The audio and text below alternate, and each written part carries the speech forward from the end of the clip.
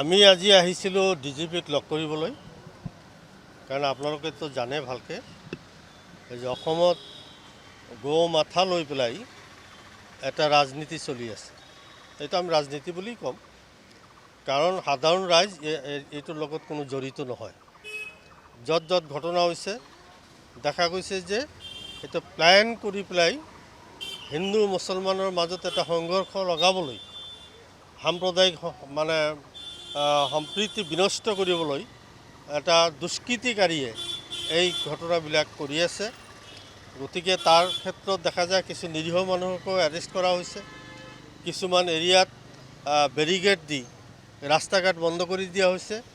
এইবিলাক বিশেষকৈ ধুবুৰীৰ ক্ষেত্ৰত, কাৰণ এটা ঘটনা ঘটিছিলে, মুখ্যমন্ত্ৰী গৈ অহাৰ পিছত সম্পূৰ্ণ সুস্থ, তাৰ আগৰ পৰাই সুস্থ, কিন্তু তেওঁ অহাৰ পিছৰ পৰা আৰু এৰেষ্ট কৰা হ'ল, বেছি 50জনমান মানুহক এৰেষ্ট কৰা হ'ল।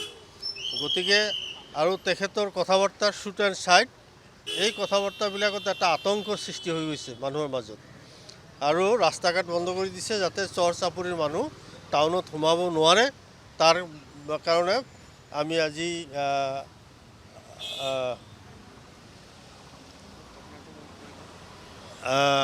আজি আমাৰ ডিজিপিক লগ কৰি আমি এই সমস্যাৰ কথাখিনি অৱগত কৰালোঁ, যাতে আমাৰ এই বেৰিকেড উঠাই দি চৰ চাপৰিৰ ছাত্ৰ ছাত্ৰীসকল আৰু যিবিলাক বজাৰ কৰা মানুহ, কোৰ্ট কাছাৰীৰ মানুহ, বিভিন্নজনে যাতে অতি সহজে টাউনত আহিব পাৰে, তাৰ কাৰণে আমি ডিজিপিক আজি আমি কেইজনমান বিধায়কে অসমৰ মাননীয় আৰক্ষী সঞ্চালক প্ৰধান ডাঙৰীয়াক সাক্ষাৎ কৰিলোঁ, আৰু আমাৰ বিষয় এটাই, ধুবুৰীৰ পৰা আৰম্ভ কৰি ৰাইজৰ কেইবাখনো ঠাইত ধৰ্মীয় অনুষ্ঠানৰ আগত, উপাসনাস্থলীৰ আগত গোমাংস যিটো বিতৰ্ক চলি আছে, এই বিতৰ্কত আৰক্ষীৰ ভূমিকা কি, আৰক্ষীয়ে কিয় কণ্ট্ৰল কৰিব পৰা নাই, ইয়াৰ লগত নিশ্চিতভাৱে এটা চক্ৰান্তকাৰী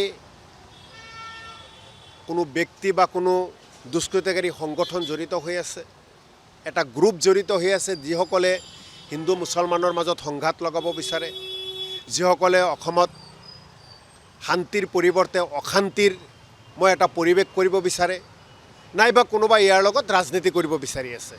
গতিকে আমি আৰক্ষী সঞ্চালক প্ৰধান ডাঙৰীয়াক এটা কথাই ক'লোঁ যে আপোনালোকে জানি আছে এনেকুৱা এটা পৰিৱেশ কৰিবলৈ গৈ আছে, কোনোবা এটা চক্ৰ ইয়াৰ লগত জড়িত, ইয়াৰ ওপৰত আপোনালোকে চোকা নজৰ ৰাখক। প্ৰত্যেকটো ধৰ্মীয় যিখিনি উপাসনাস্থলী তাত আপোনালোকে নিশ্চিত পহৰাৰ ব্যৱস্থা কৰক।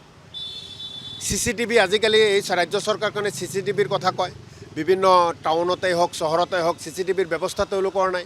গতিকে ইয়াৰ লগত জড়িত কোন, প্ৰকৃত জড়িত কোন?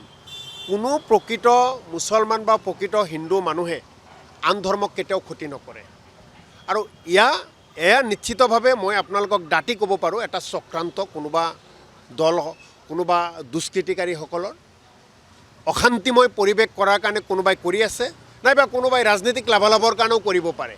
গতিকে ইয়াক ধৰিব কোনে? অসম পুলিচে ধৰিব লাগিব, অসম চৰকাৰে ধৰিব লাগিব।